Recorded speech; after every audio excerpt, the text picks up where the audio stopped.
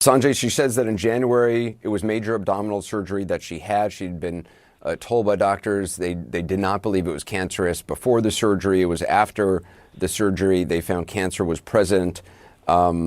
She said she needed time to recover from the major surgery in order to start treatment. Can you talk a little bit about, from a medical standpoint, what stands out to you? Yeah, I mean, I think the timeline that you just laid out is really interesting and important. I mean, that was a very touching statement, obviously, but we still don't know what kind of cancer this is. As Max mentioned, we don't know what stage this is. But January 16th is when we were told she was going in for surgery. The next day, we were told that she's probably going to have a somewhat prolonged hospitalization, and it was almost 2 weeks, 13 days later, that she was discharged. So that was end of January. Then it was end of February where we now understand she started this chemotherapy. And obviously we're hearing about this 3 weeks later for all the reasons she mentioned. One thing, they use this term preventive chemotherapy in the statement, which I think is a very non-medical term. I mean, you don't give chemotherapy preventatively. She has cancer. We don't know what kind of cancer it is, and this is typically something that's referred to as adjuvant chemotherapy, meaning something alongside the surgery now that's being given. But, what stands out to me is that, it's very touching, but we don't know the cancer. We don't know the staging.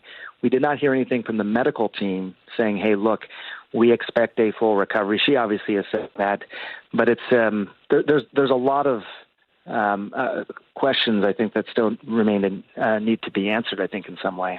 And Sanjay, just talk a little bit about chemotherapy. Again, we don't know what type of cancer is or how. Right. But what is sort of in general? How does chemotherapy work? Does someone have to go to a hospital for that? Is that something that can be done privately at their residence? What sort of effect does it have?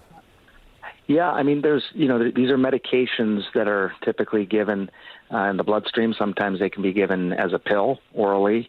If it's given in the bloodstream, then people do typically go to the hospital. Of course, we're talking about the royal family, so I think anything probably is possible for the royal family in terms of doing it more privately.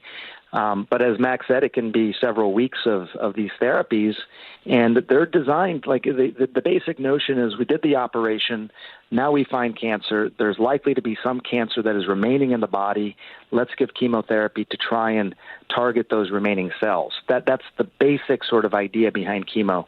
But I almost can't say anything more than that because we don't know what kind of cancer, we don't know what stage, we don't know what the chemotherapy is, and we don't know even what type, meaning would she need to be even in an outpatient setting in the hospital.